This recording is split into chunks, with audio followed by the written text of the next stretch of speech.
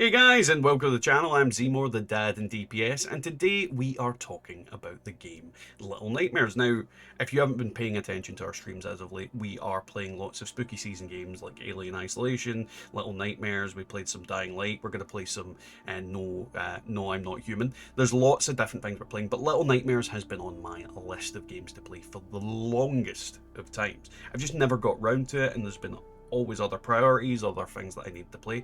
But this spooky season, we've managed to get round to it, and what I have to say is I am wholly impressed. This is a fantastic addition to anyone's game catalogue, and we're going to discuss it and just get my general thoughts on it today. Now, as with any video, don't forget to leave a like, comment, and subscribe. And yeah, Little Nightmares. It is a game set in a rather surreal and spooky world where you take the role of a young child known as Six, who is this little girl in a raincoat. In the DLC, you take the role of another child, but that's kind of not wholly relevant to the whole thing. But essentially, you are a child in a world where you are very small and very afraid, and this world is filled with abominations, literally abominations, and these are the adults of this world. There is lots of these really creepy and cruel characters that range from, there's a guy that is basically like a fat bastard.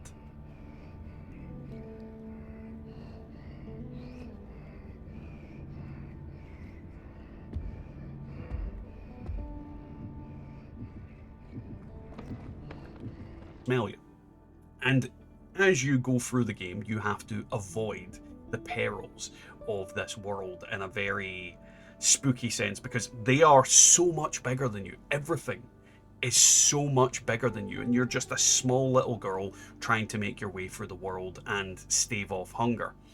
And the whole thing about the game is that it is very atmospherically spooky. At the right moments, it will zoom out and pan away to just show how tiny you are. And I feel like it does this so well.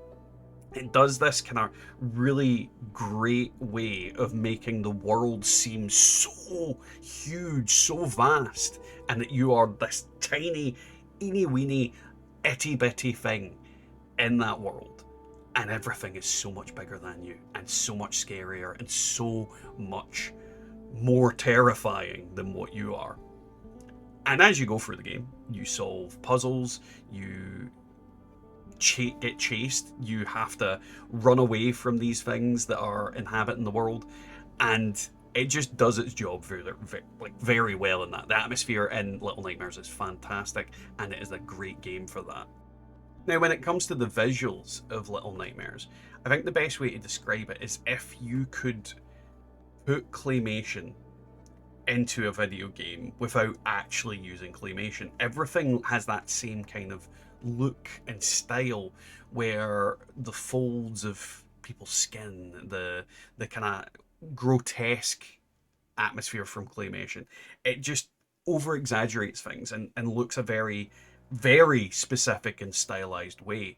And while the animations and the visuals in Little Nightmares are beautiful, they're also grotesque and distorted views of humanity and people in general. All the adults in the game are exaggerated to extremes. Like, there's a lot of gluttonous people at one point in the game, and they are really rotund and big folds of flesh and disgusting, and some of the characters almost look like they're wearing skin suits because their flesh sags in a horrific way. And all of that just adds to the atmosphere, and I think just makes this game eerie without anything necessarily eerie happening. And it reminds me heavily of things like all the animations that Tim Burton's done, things like Coraline, things like oh god, the Box Trolls. It gives me this kind of feeling of things like that, you know, those claymation and stop motion animation type things, and it just does what it does visually incredibly well. As I said before, it makes you look very small in a big world, and it knows when to zoom out, it knows when to zoom in, and it knows when and how to build tension through the visuals alone. Now, the music and the soundtrack in Little Nightmares is very discreet, it's very subtle. And what it does is it builds this tension in the background, like a lingering effect in the back of your mind that something isn't right. And as you're going through different places, different scenarios, it builds, it builds, it builds, and then you have an instrumental stab as something happens, or something's building, something's coming, something is going to eat you. And it does it really well. It's a very, very good soundtrack, even though it is very subtle, very limited, and very discreet in what it does. There are some tracks in the game that have this ambient nature, and there is like the ending credits theme and little bits of music that trigger at different points when you move from one area to the next. But as a whole, the soundtrack is very simple, and it is in that simplicity that makes it so effective. And I absolutely loved the ambience of this game, and it did build tension quite well. Now, the gameplay of Little Nightmares, it is essentially a puzzle-solving, platforming, stealthy horror game where you need to avoid enemies, avoid being seen, avoid being heard, avoid being caught. And to do this, you use a combination of platforming and misdirection. You can pick up objects in the environment and chuck them, which can make noises that lure enemies away from places, or you can just use the environment to sneak around quite effectively. And what I will say is, when it comes to platforming games, I am a massive piece of dog shit. I'm not great with platforming games. I miss like the mark quite on the regular. And the main reason I missed marks on this game specifically is because it has what is essentially a fixed camera. The camera can be tilted a little bit, but it's fixed in place like a storybook. You are watching from a very specific angle, and it's basically a side-scrolling platformer with 3D elements. Now, because of this, the depth perception of things can sometimes fuck with you a little bit. And I definitely felt that. I felt like I was not hitting my marks with a lot of things. There is also the element of the puzzles in certain rooms aren't abundantly apparent. When it starts off, the game does kind of hold your hand a little bit, and it does have moments where it says little hints on the screen. Though for me, it didn't seem to do that as often as I would have expected. And sometimes I'd be staring at something plainly in the face, and I just wouldn't see it. But the way that this game tells its story, and the way that the game tells how to play it, is through the environment. It uses the environment to intelligently show you, this is what you need to do. You climb this with this. You'll see little creatures go through holes and go, you need to go through here. You see little creatures climb up things or make a noise or do stuff. Things will spark. Things will try and lure your attention to them. And ultimately, I think it does that really well. It does the whole narrative of the game incredibly well by essentially making you watch for little things that are going on and seeing how the environment is reacting with everything else around it. And I quite like that. A lot of the times when I wasn't getting through an area, it was entirely my fault. I had screwed up. I had not seen something. I had not realized it. The game told me everything I needed to know. I just needed to notice it. And this is the thing about this game, is everything you need to know is abundant and apparent on the screen. The game isn't trying to trick you. The game isn't trying to outsmart you.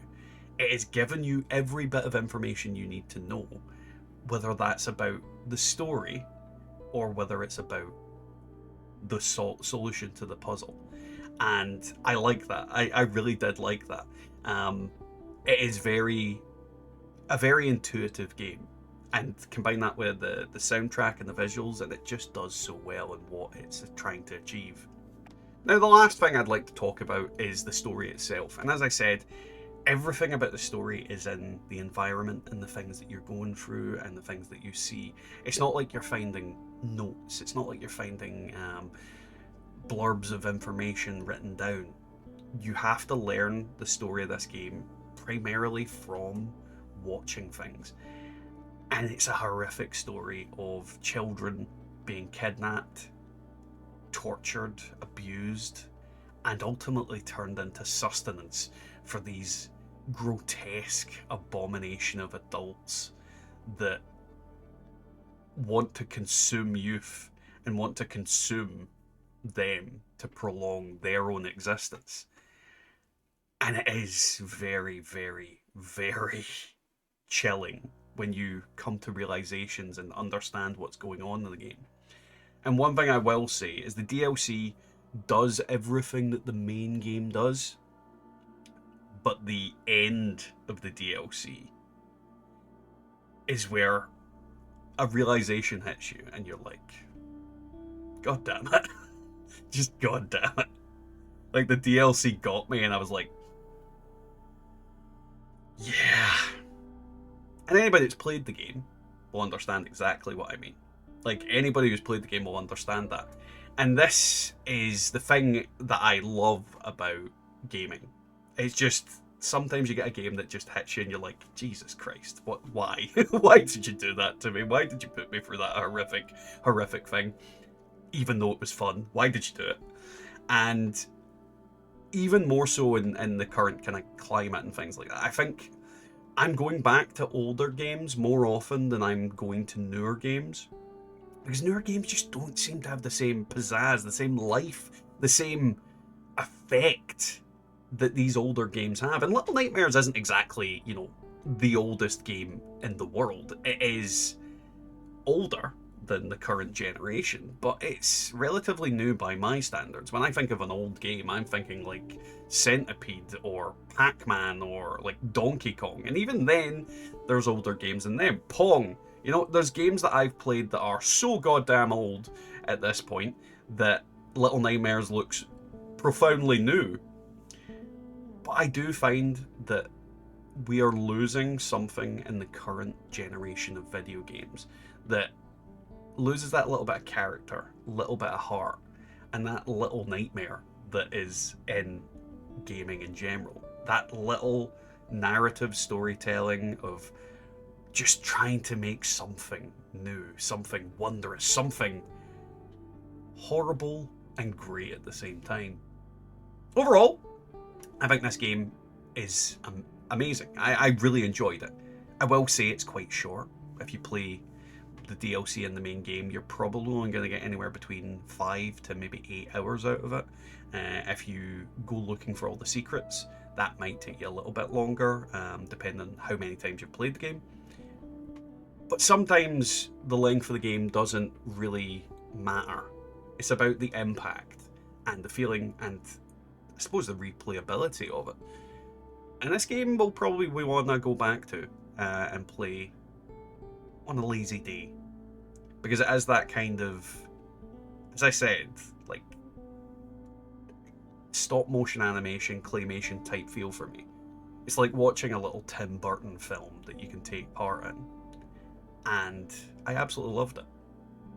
Either way, guys, if you've enjoyed today's video, if you want to talk about Little Nightmares, leave a comment down below. That really helps out the channel, helps me bring more videos to you. And if you're interested in me playing Little Nightmares 2 and subsequently 3, definitely leave that down in the comment. The more support that you guys give towards these little things, the more likely I am to continue making videos and doing things on other games. And again, if there's any games that you want to see me play, leave that comment down below as well. Either way, guys, I'll catch you all next time. In the dark night chills, footsteps creeping near, shadows take their fill, feel the growing fear, whispers in